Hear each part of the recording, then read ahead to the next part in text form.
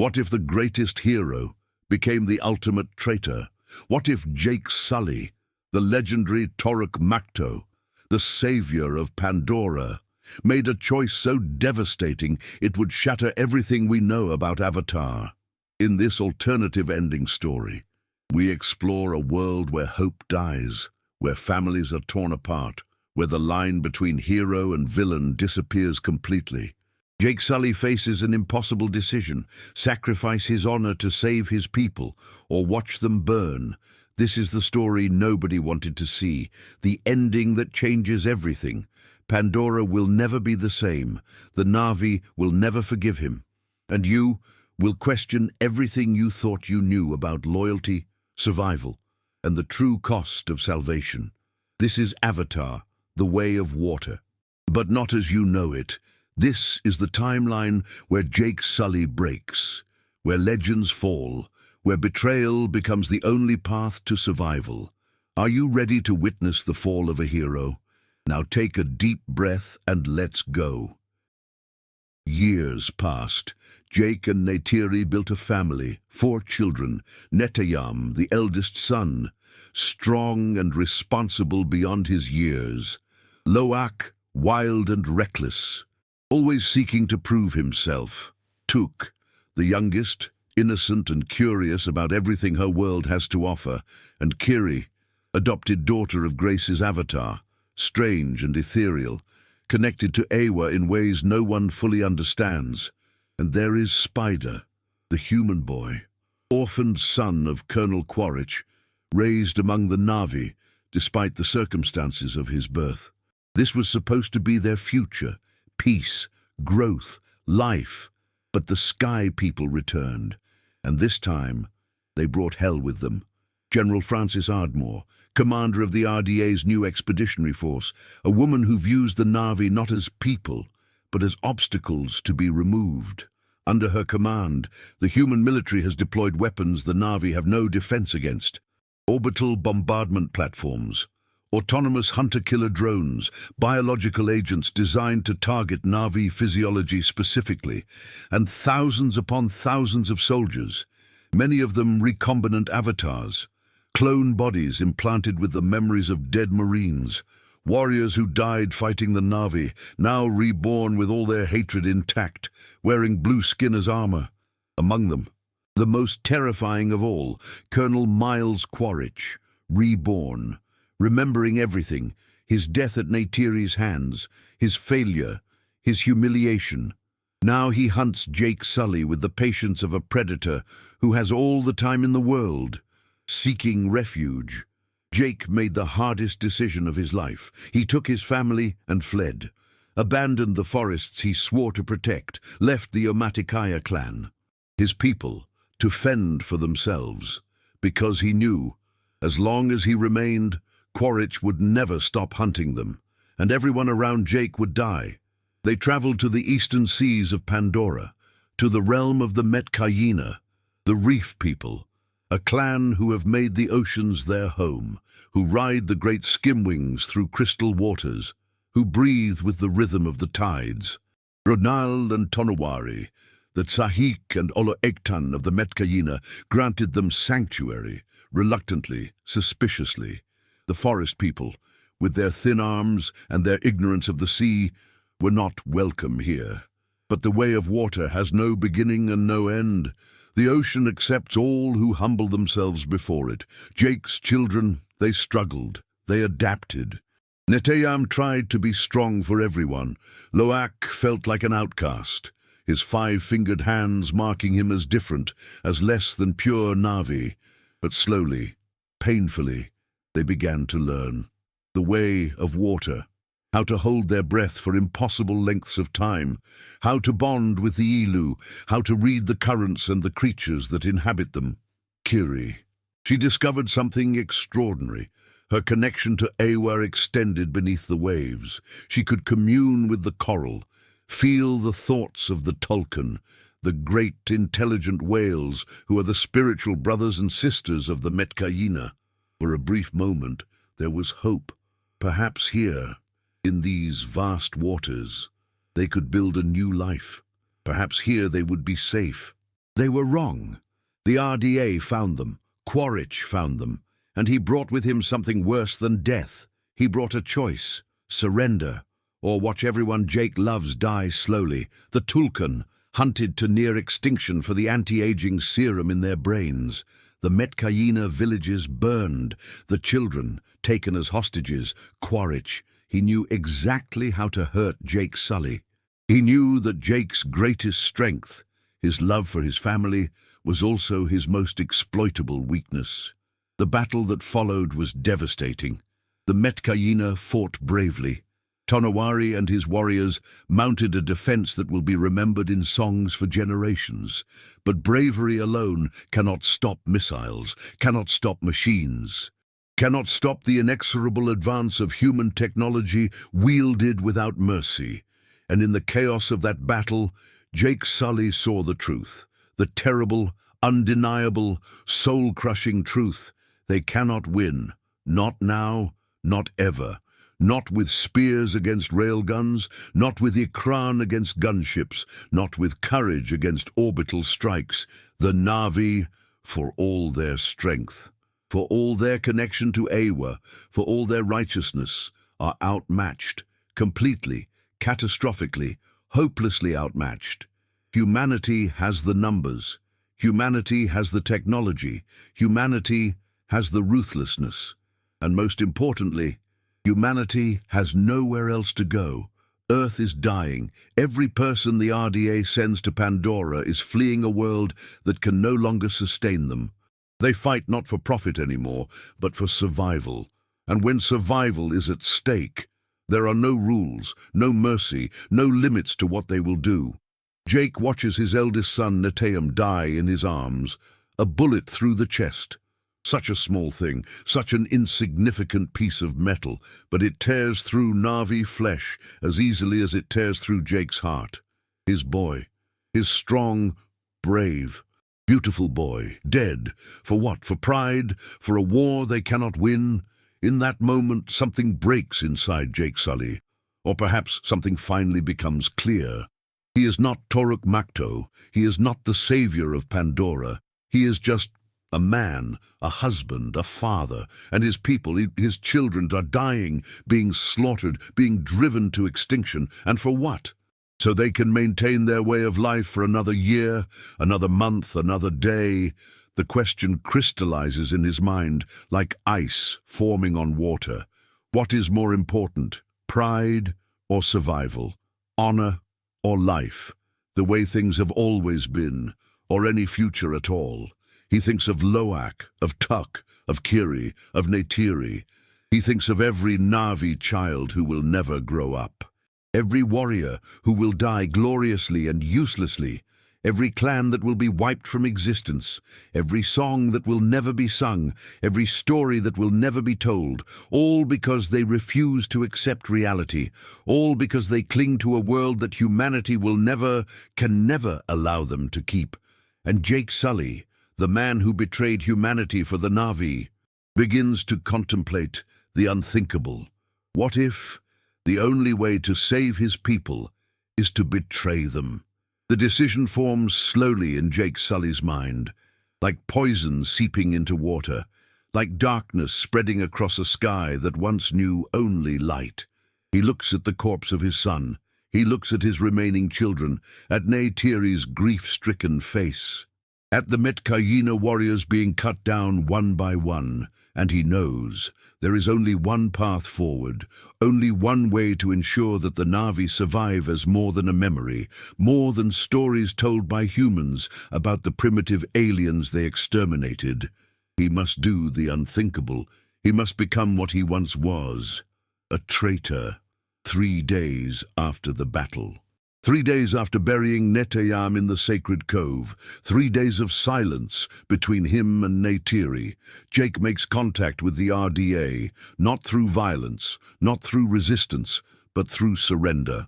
He requests a meeting with General Ardmore herself. The Na'vi around him, they watch in horror, in disbelief. Tonawari demands an explanation. Ronald curses him as a demon.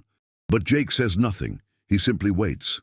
And when the human transport arrives to take him to the RDA's main base, he goes, alone, unarmed, trusting in nothing but the desperate hope that he can save what remains of his people. The bridgehead, humanity's stronghold on Pandora, a massive complex of metal and concrete, a scar upon the face of paradise. Jake Sully walks through corridors filled with the people he once fought to destroy. Marines stop and stare at the legendary warrior who united the clans, who became Toruk Makto, who drove them from Pandora once before. Some look at him with hatred, others with respect, all with confusion. Why is he here? Why has he come willingly into the heart of enemy territory? General Ardmore meets him in a star conference room. She is not what Jake expected, not a monster, not a warmonger drunk on power. She is tired, pragmatic, a woman dealing with an impossible situation. Behind her stand advisors, scientists, corporate executives, and in the corner, like a predator waiting to strike, Colonel Miles Quaritch. The recom stares at Jake with those yellow eyes that hold memories of death, of revenge unfulfilled. Jake speaks. His voice is steady despite the chaos in his heart. He tells them the truth, that the Na'vi cannot win this war, that continued resistance will only lead to genocide, that he, Jake Sully, former Olo Ektan of the Omaticaya, Toruk Makto, husband to Neytiri, offers them something no human has ever possessed.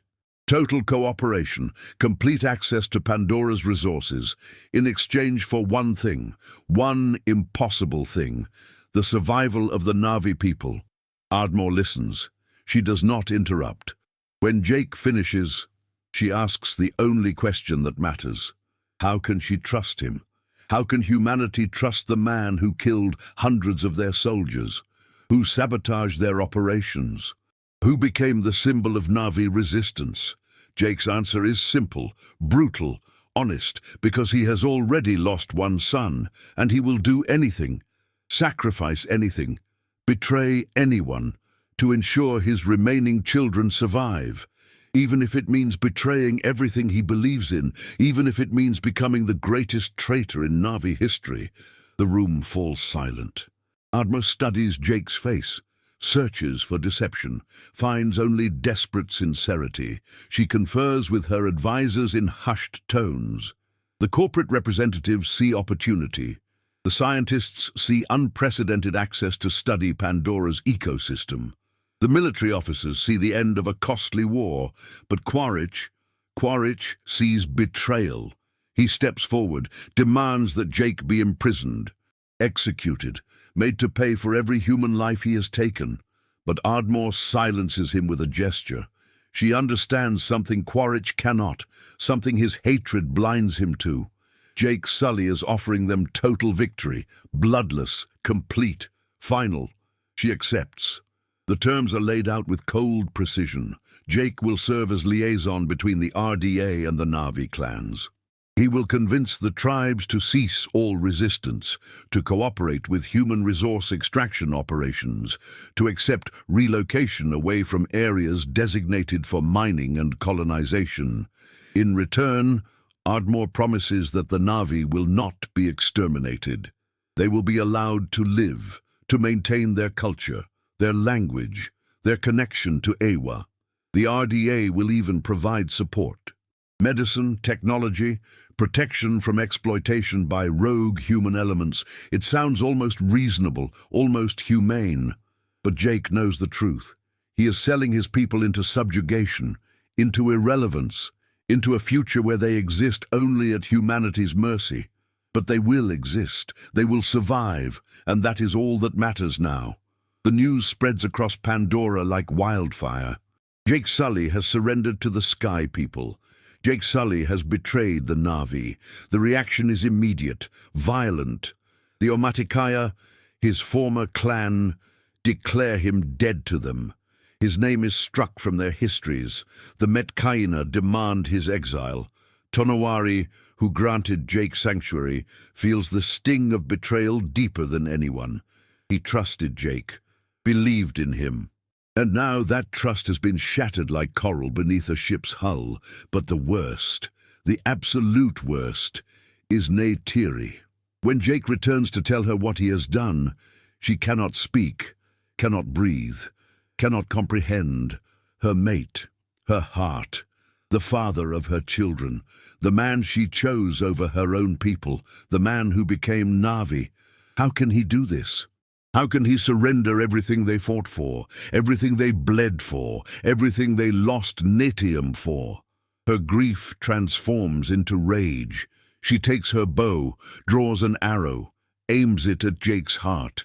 For several eternal seconds, she holds him in her sights. He does not move, does not defend himself. If she chooses to end him here, he will accept it. Perhaps he deserves it. But she does not loose the arrow. Instead, she lowers her bow, looks at him with eyes that hold nothing but contempt, nothing but heartbreak, and she speaks words that cut deeper than any blade. You are no longer Na'vi. You are no longer my mate. You are nothing, just a demon in borrowed skin. She takes their children. Loak protests, tries to understand his father's reasoning. But Neytiri will hear none of it. She gathers Tuk, Kiri, even Spider, and she leaves without looking back, without forgiveness. Jake watches them go, watches his family walk away from him, watches everything he loves disappear into the forest, and he knows this is the price, this is what betrayal costs. The days that follow are chaos. Jake travels from clan to clan, Omatikaya, Metkayina, Dogami, Anurai, Tipani, Olangi. He speaks to their leaders, explains the reality they face, shows them the numbers, the weapons, the unstoppable tide of humanity. Most refuse to listen. They spit at him, curse him, drive him away with threats of violence. But some, a few, begin to understand, begin to see what Jake sees, that pride and honor mean nothing to the dead, that their children deserve a future, even if that future is not the one they dreamed of. Slowly, painfully, agonizingly, the resistance crumbles, not all at once, not everywhere.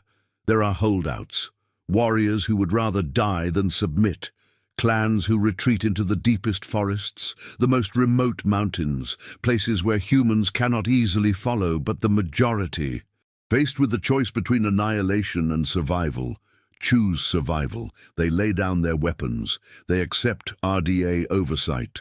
They watch as their sacred lands are surveyed, mapped, marked for exploitation, and they hate Jake Sully for forcing this choice upon them. The RDA keeps its word. Mostly, the mass killings stop. The indiscriminate destruction ends. Na'vi are allowed to live in designated zones, reservations, protected areas where they can maintain their traditional ways. As long as those ways do not interfere with human operations, it is a gilded cage, a comfortable prison. But it is life. And for Jake, that is enough. It has to be enough. But Ardmore has another offer, something Jake did not anticipate, something that changes everything. She shows him data, reports from human deep space probes. There are other worlds in nearby star systems, worlds that could support Na'vi life, worlds with no unobtainium, no strategic value to humanity, worlds where the Na'vi could live free, truly free, without human interference, without the constant threat of expansion and exploitation. She proposes something unprecedented: relocation. Humanity will transport willing Na'vi clans to these new worlds, establish colonies, provide initial support until they can become self-sufficient, and then leave them alone forever. Jake stares at the proposal in disbelief. Why? Why would the RDA do this?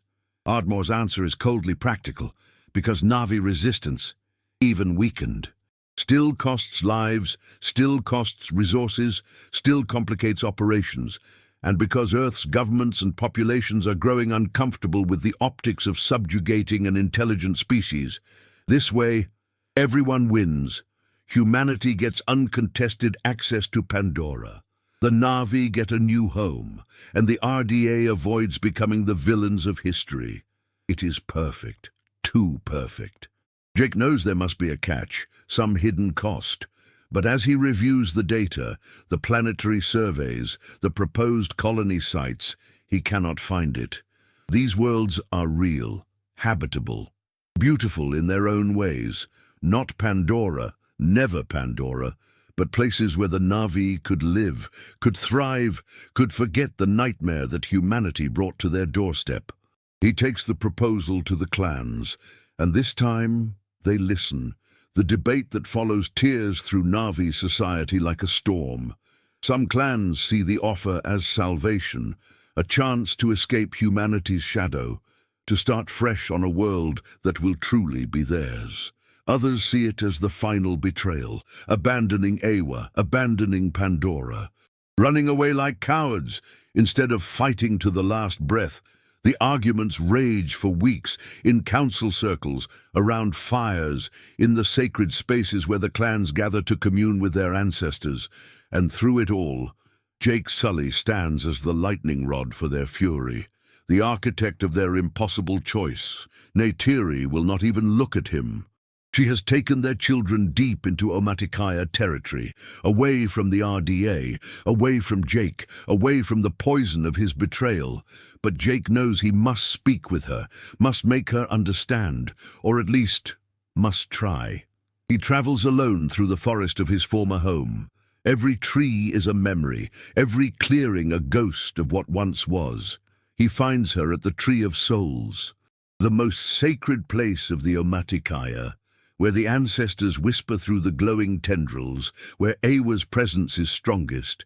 She senses him before she sees him. Her body tenses. Her hand moves to her knife. Jake speaks softly, carefully. He tells her about the new worlds, about the chance for their children to grow up free, to never fear human weapons, to never watch their friends die in battles they cannot win. He tells her that Loak could become a hunter without worry, that Tuk could grow old, that Kiri could explore her connection to Awa without the constant threat of violence. He begs her to see reason, to choose life over pride, to give their family a future. Neytiri finally turns to face him. Her eyes are hollow, empty of the fire that once burned so bright. She asks him one question. Do you truly believe Awa exists on these other worlds? Can our people connect to her across the stars? Or are you asking us to leave our mother behind, to become orphans drifting in the void? Jake has no answer. He does not know, cannot know. The scientists believe that Awa is specific to Pandora, a neural network formed by the unique biology of this world. But Jake wants to believe, needs to believe, that Awa is more than that she will follow her children wherever they go, that faith transcends distance. Neytiri sees the doubt in his eyes. She tells him the truth she has known all along, that he is still human inside, still thinking like a sky person, believing that survival is all that matters, that life without meaning is better than death with honor. She tells him that the Na'vi are not just bodies, not just biology. They are their connection to Awa, to Pandora, to the land of their ancestors. Take that away, and they are nothing, just blue-skinned refugees floating through space, homeless, soulless, lost. She would rather die on Pandora than live forever as a ghost somewhere else. Jake cannot argue with her faith, cannot fight her conviction, but he can still save his children. He asks her, begs her, to at least let them choose. Let Loak decide. Let Kiri decide. Even let little Tuk have a voice. Do not condemn them to death because of your pride. Do not take their future away because you cannot let go of the past. His words strike deep. Neytiri trembles with rage and pain, but she does not refuse. She gives him one chance, one opportunity to speak with their children, to present his case. And then they will choose. The family will vote, and she will abide by their decision, even if it breaks her heart, even if it destroys her soul. The family gathers in a small clearing far from prying eyes. Jake, Neytiri, Loak, Kiri, Tuk, even Spider, though he knows this decision does not truly include him. Jake explains everything, the new worlds, the transport ships, the promise of freedom. He shows them holograms provided by the RDA, images of alien forests, strange oceans, skies with different colored suns, places that are beautiful in their own way, different, unknown, but alive, waiting. He tells them that thousands of Na'vi have already agreed to go, that entire clans are preparing for departure, that they could go together, as a family, start over somewhere humanity will never find them. Loic speaks first. His voice is conflicted, torn. He hates what his father has done, hates the betrayal, the surrender. But he also remembers Neteyam dying in the water, remembers the fear, the helplessness, the constant running. Part of him wants to fight, to prove himself as a warrior, to avenge his brother. But another part, a deeper part, just wants his family to be safe, wants his little sister to grow up, wants his mother to smile again. He does not trust the Sky People, does not believe their promises, but he trusts that staying on Pandora means more death, more loss, more grief. He votes to leave. Kiri is silent for a long time. Her connection to Ewa makes this choice unbearable. She can feel Pandora's pain, can sense the neural network screaming as it is cut, poisoned, destroyed by human industry. She has always felt like she belongs to this world more than any other Na'vi, that she is part of something greater, something sacred. Leaving Pandora feels like tearing away a piece of her soul.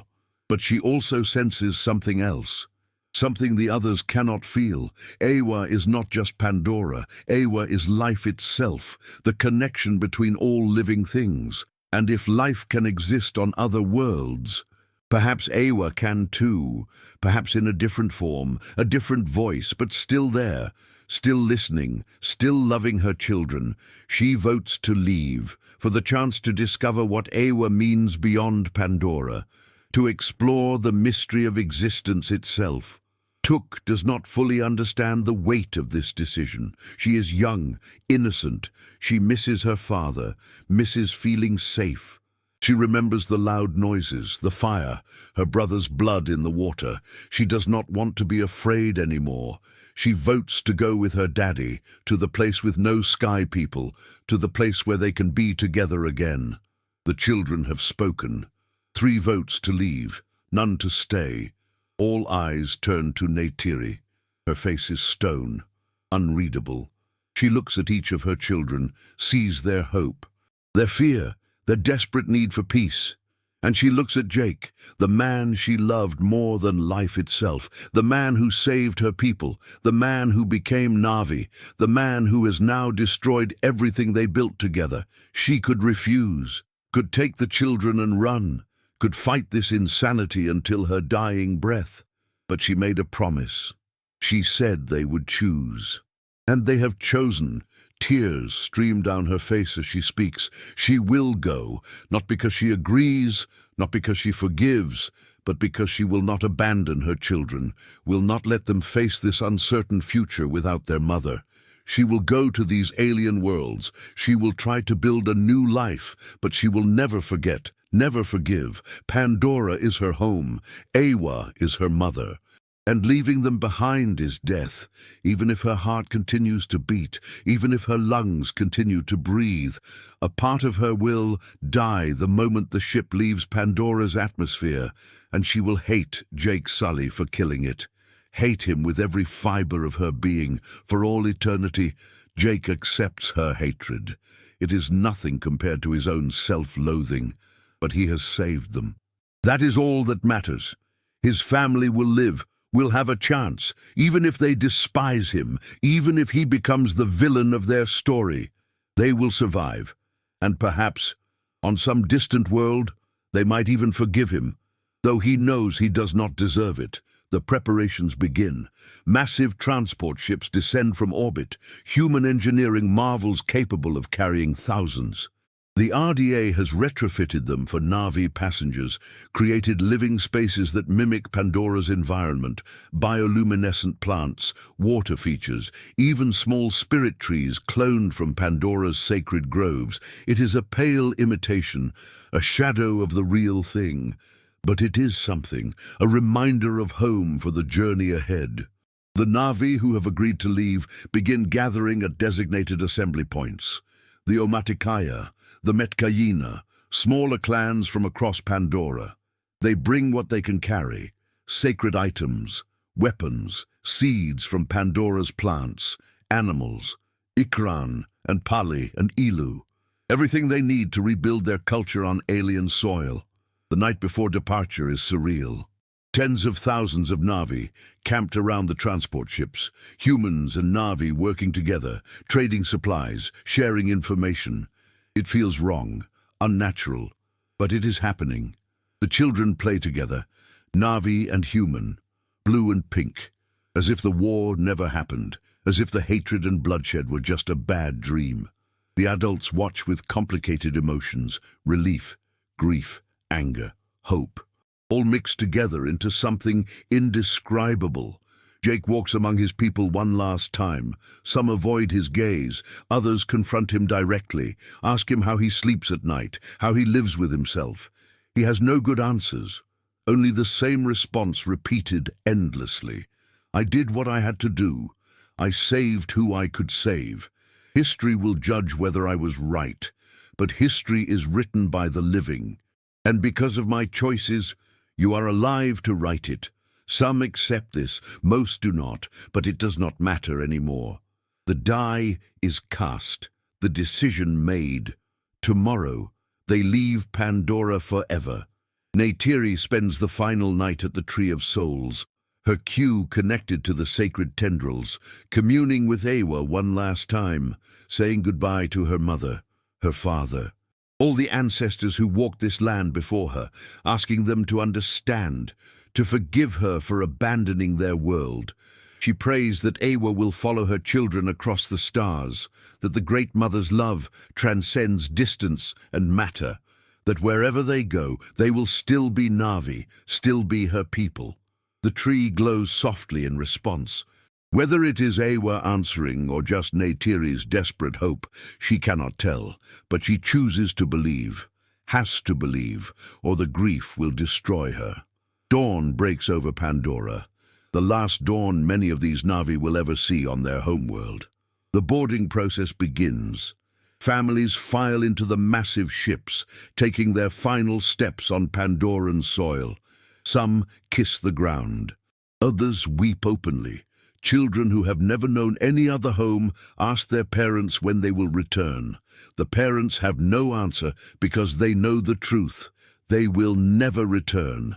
This is goodbye, forever. Jake Sully stands at the base of the transport ship designated for his family. He watches the endless stream of Na'vi boarding, watches his people. No, they are not his people anymore. They have made that clear. He watches the Na'vi walk up the ramps into the belly of human ships, trusting him one final time, gambling their entire future on his promise that this is the right choice. The weight of it threatens to crush him. If he is wrong, if this is a mistake, he will have destroyed his people as surely as any human weapon could have. Neytiri approaches with their children. She does not speak to him, does not acknowledge his existence. She simply walks past him onto the ship. Took hesitates, looks back at her father with confusion in her young eyes. She does not understand why Mommy is so angry, why Daddy looks so sad. Jake kneels down, pulls his youngest daughter into an embrace, whispers that everything will be okay, that he loves her more than anything in this world or any other. Took hugs him back fiercely. Then Neytiri calls her name, sharp, final, and Took pulls away, follows her mother into the darkness of the ship. Loak stops beside his father. For a moment it seems he might speak, might offer some word of understanding or forgiveness. But the moment passes. He grips Jake's shoulder once. A warrior's acknowledgement, then he too is gone. Kiri is last. She looks at Jake with those strange eyes, eyes that see too much, know too much. She tells him something that chills his blood. Ewa is crying. The neural network of Pandora is in mourning. Not for the Na'vi who are leaving, but for Jake himself, for the burden he has chosen to carry, for the sacrifice he has made. She tells him that Ewa understands. even if no one else does, even if history remembers him as a traitor, even if his own family cannot forgive him.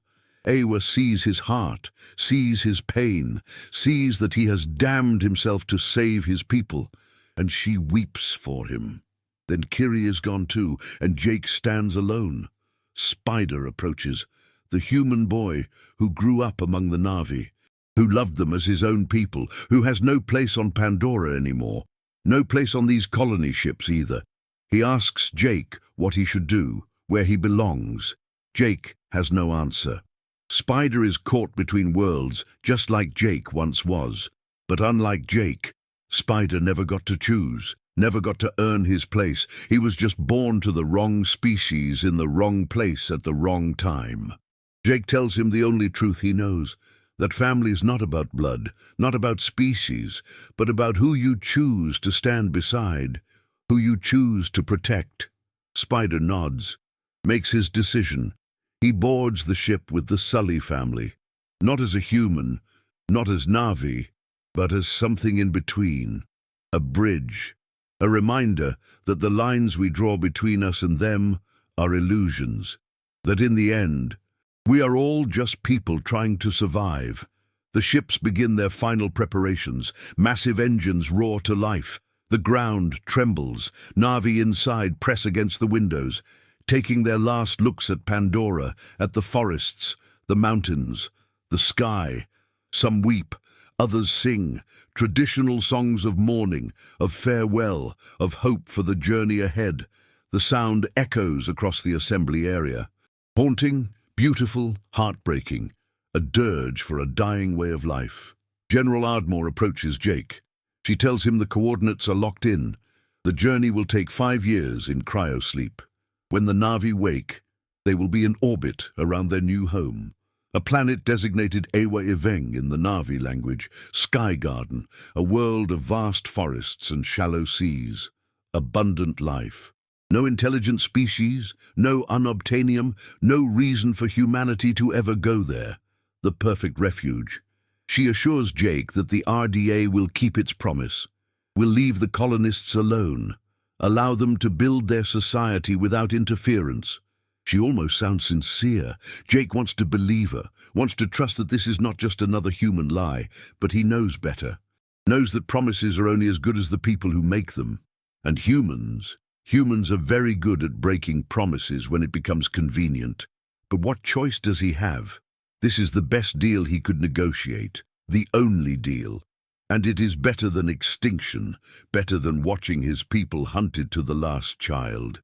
He thanks Ardmore, shakes her hand, a gesture that feels obscene. Wrong, like sealing a pact with the devil. Then he asks the question that has haunted him since he made this arrangement. What happens to him now? Does he board the ships with his people? Does he get to start over? To maybe, eventually, earn back his family's trust? Ardmore's expression shifts, becomes harder, colder. She tells him the truth he already knew deep down, that he cannot go, that his presence would only remind the Na'vi of their betrayal, of their surrender, that they need to forget Pandora, forget the war, forget him, build their new society without the ghost of Jake Sully poisoning it. But more than that, she needs him here, on Pandora, the Na'vi who refuse to leave. The holdouts, the resistance fighters still hiding in the deep forests and remote islands. They need to be managed, controlled, and only Jake Sully has the credibility to do it. He is the bridge between two species, the only one both sides will listen to, even if they hate him, even if they curse his name. He is necessary. Jake understands.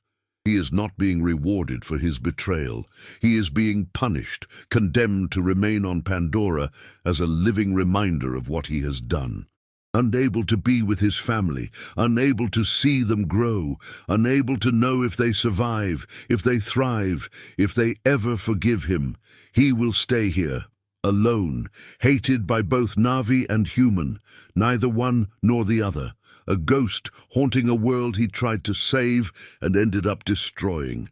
The ships begin to lift off, one by one, massive vessels rising into Pandora's sky. The ground shakes with their passage, the roar is deafening. Jake watches them go, watches his family disappear into the clouds, into the stratosphere, into the black of space. He does not cry, cannot cry.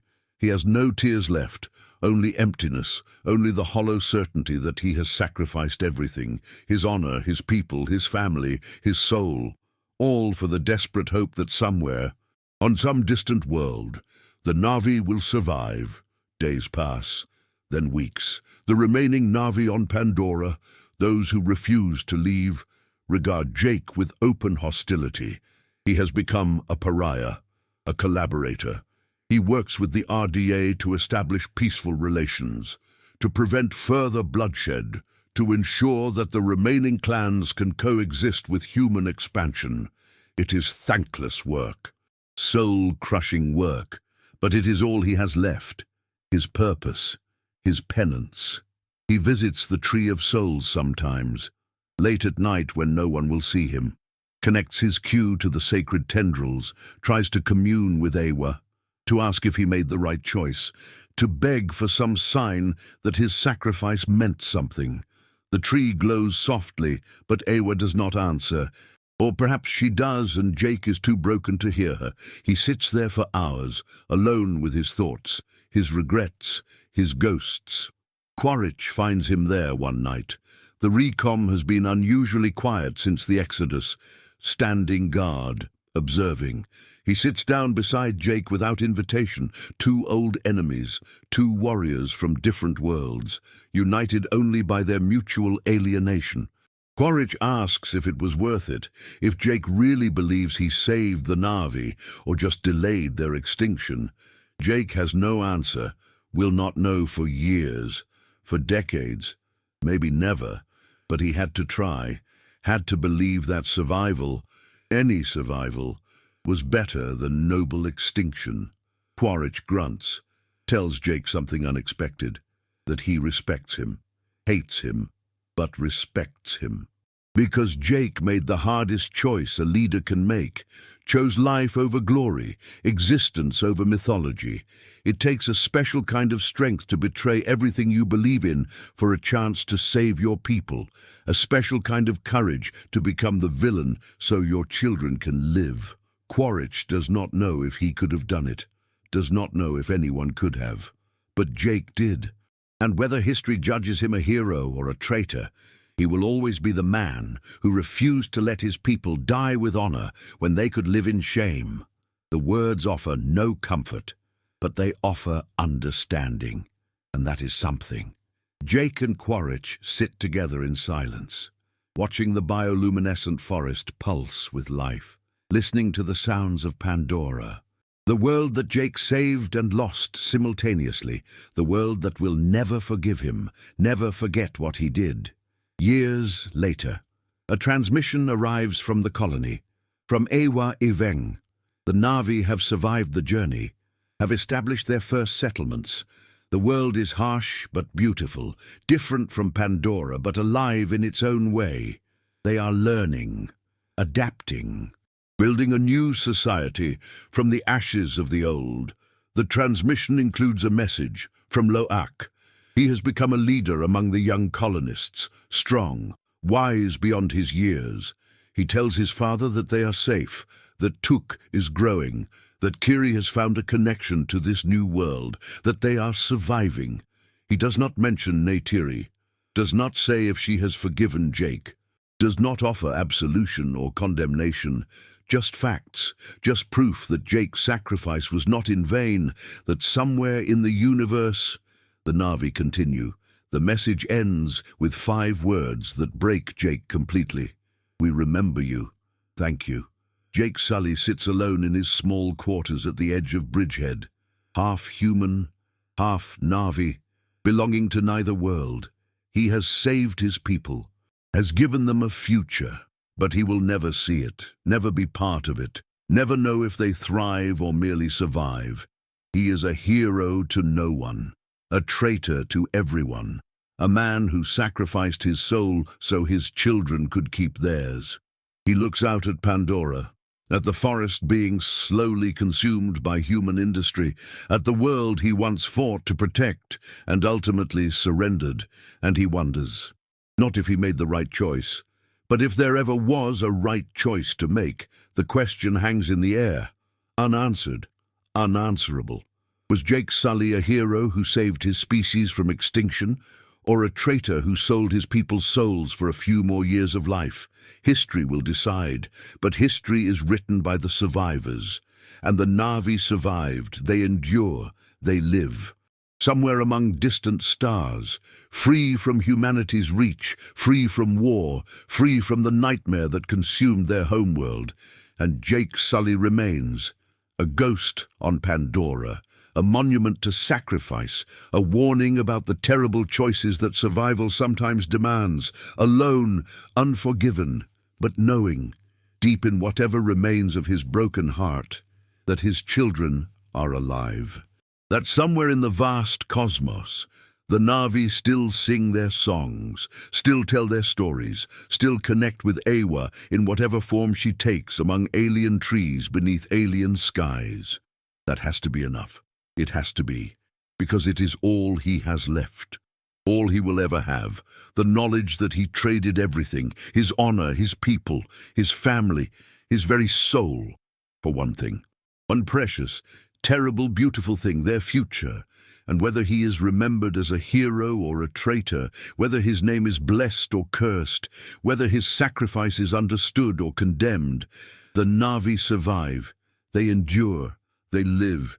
And in the end, perhaps that is all that ever mattered. If you did enjoy this alternative ending story, please subscribe and give us a like. They help us a lot. Thanks for watching, and leave on the comments what movie or story would you like to see. An alternative ending story video here.